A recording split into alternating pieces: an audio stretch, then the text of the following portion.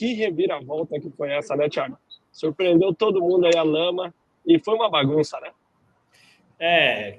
Assim, cada um fala uma coisa, né, cara? Uns chamam de loteria, outros chamam de trilhão, mas eu me lembro de uma coisa, a minha primeira prova internacional que eu tive experiência internacional de chegar perto dos caras, 2014, Trindade, no Goiás, final do Campeonato Mundial de Motocross, Max Nagli ganhou naquele chãozão vermelho do Goiás, que ficou seco, deu um poeirão do cacete, e o Cairoli reclamou demais da poeira. Aí na coletiva de imprensa o Max Nagli falou assim, ó, isso daqui é um campeonato mundial, você tem que ser bom na areia, você tem que ser bom no barro preto, você tem que ser bom na lama, no chão branco, no chão vermelho. Então o campeonato passa pelo mundo em diferentes climas e regiões.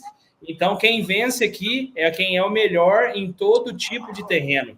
Então ali no Supercross a gente comentando assim, mas a lama não é o Supercross de verdade. A gente viu o próprio Jet, que é um fenômeno, basicamente não parar em pé, ficou lá atrás, né? Ficou em nono, se não me engano.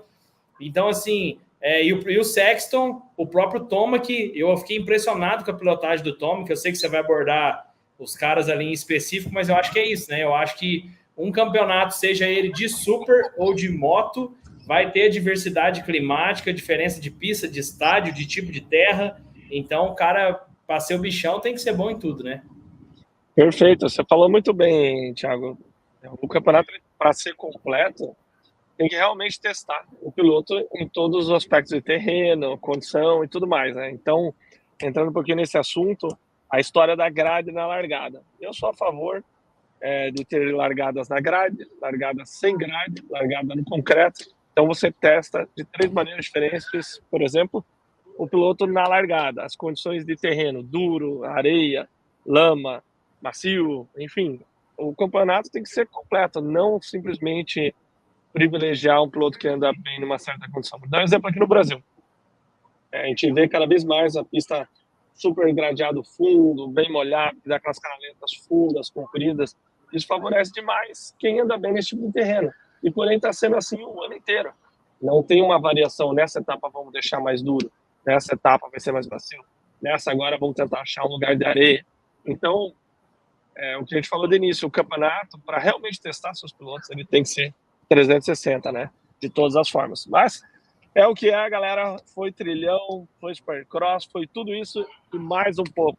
Até o Jorge Prado comentou em entrevista que ele ficou impressionado com a organização da prova, porque se fosse na Europa, aí vou dar uma alfinetada na galera que critica os brasileiros que não correram aquela etapa do Rio Grande do Sul, que foi por segurança, não foi pela pista. Ele falou que se fosse na Europa teria cancelado, porque estava tudo debaixo de água.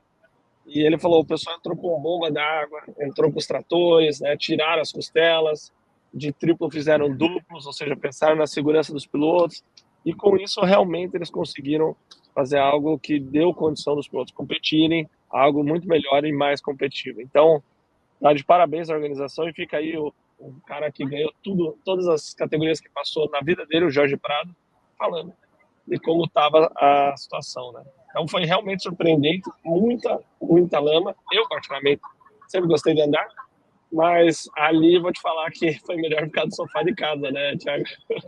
Tava muito pesado. Bem mais tranquilo.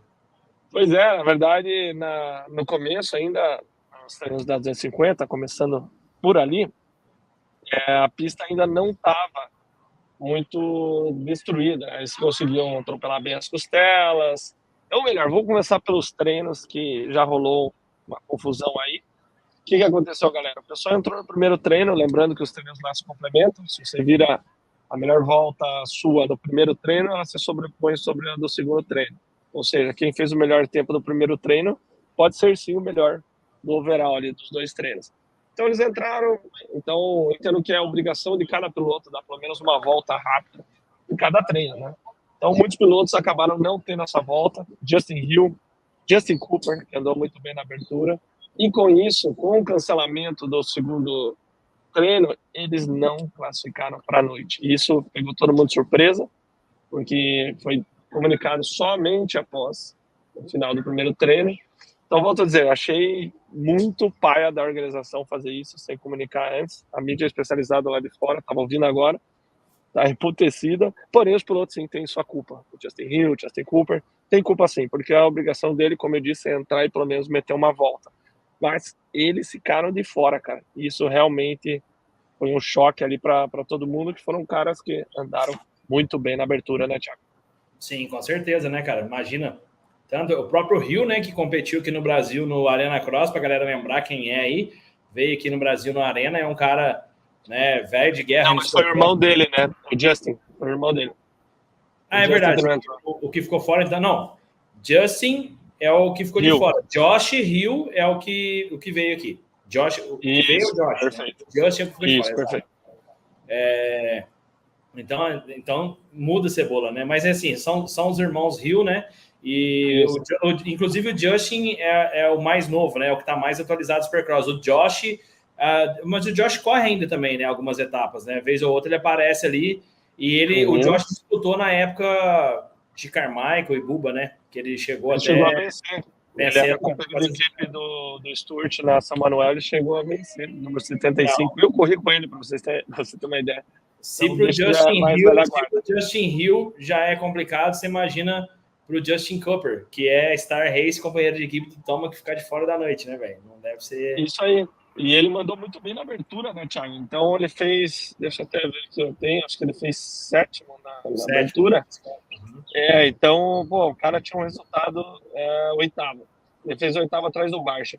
Então ele teve um resultado animal, né? Daí o cara ficar de fora, cara, da final. Enfim, acontece, não vai ser o primeiro nem o último piloto que anda na frente que vai ficar de fora. Então, até o pessoal tá conversando, pô, poderia ter um F, podiam, no passado eles mandavam mensagem de texto para os pilotos comunicando, podia ter isso, poderia ter alguma coisa. Aí um organizador, um chefe de equipe comentou que foi chamado os principais chefes de equipes e eles votaram por cancelar o segundo treino. Vou enfatizar uma coisa aqui, não tem problema cancelar o treino, mas desde que seja comunicado previamente, eles já sabiam que estava uma merda, que a pista ia destruir e tinha previsão de chuva para o resto do dia. Então essa falta de comunicação, a gente vê que não é só nos campeonatos menores, até no maior campeonato do mundo também rola isso, né, Thiago? O problema tá por todo lugar, né? E tanto que você vê o próprio Prado elogiando alguns detalhes da organização e, por outro lado, outros detalhes ficando a desejar, né? Mas faz parte. Em todo lugar tem problema. A gente tem que lembrar que em qualquer lugar tem ser humano envolvido, né? Se tem ser humano, tem erro. Então... eu acho que é a falta de comunicação que complica, né? Mas, enfim, se for escutar o que todo piloto, né? Por isso que é chamado os chefes de equipes, querem, por exemplo, o Levi Kitchen falou que achou horrível ter tirado as costelas, porque provavelmente ele estava passando bem nas costelas molhadas. O Prado achou que foi perfeito, diversos outros pilotos acharam que foi perfeito. Então, varia muito. Por isso que os chefes de equipes tendem a serem mais sensatos. Até estavam zoando o agente dos irmãos Lawrence, o Lucas Murrow, que também é o agente do Enzo. Aqui no Brasil a gente não tem isso, porque o meio é muito pequeno. Mas lá fora é comum, que é o agente, é o cara que negocia os contratos, vai lá, espreme a galera, tem um relacionamento completo com todo mundo da indústria e consegue algo melhor. Então estavam zoando que a influência dele era tão grande que ele foi lá e conseguiu que fosse retirada as costelas. Por que disso? Porque o Jarrett foi muito mal na prova, foi horrível, levou volta, e o Hunter ele cortava propositalmente, na minha opinião, as costelas. Ele errou uma vez, saiu e foi do lado, devagarinho, não ganhou tempo, mas é óbvio que ganhou, porque a costela estava muito difícil, ele podia cair. Então, toda vez que ele cortava, eliminava o risco. Aí, na outra volta, ele pegou o mesmo trilho e jogava para fora. Na outra volta, 3 vezes, ele pulou para fora de novo. Então, com certeza, foi proposital e, com isso, ele eliminava o risco. Entre aspas, não ganhava tempo, mas lógico que ganhava, né? Então, assim, por ele ter esse peso na indústria, a galera fica zoando ele até respondeu o comentário, ele entendeu errado, ele achou que era pelo peso dele, que o cara tipo, tinha patrolado as costelas com o peso dele, porque ele é gordão. Mas, na verdade, estava se referindo à influência do cara, dessa página de memes lá fora.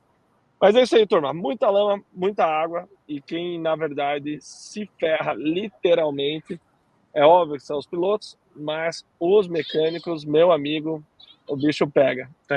Então, os mecânicos realmente têm que trabalhar 10 vezes mais. Imagine, cada treino, ir lá, lava tudo, checa os componentes, seca todos os plugs. Muitos mecânicos não gostam nem de lavar a moto de corrida, porque pode entrar água entre os plugs e dar problema. Vocês viram a moto do Nicoleri na abertura, deu problema, foi o injetor dela. Mas, enfim, pode ser um plug, pode ser qualquer coisa. Então, toda vez que você lava a moto, você está correndo o risco. Então, muitos mecânicos preferem não lavar a moto em corrida. Então, tudo isso acontecendo, lama pra caramba, tem tempo para lavar as motos. Então, aquele piloto que não foi para repescagem já tem meio caminho andado. Afinal de contas, a pista não tem nada a ver.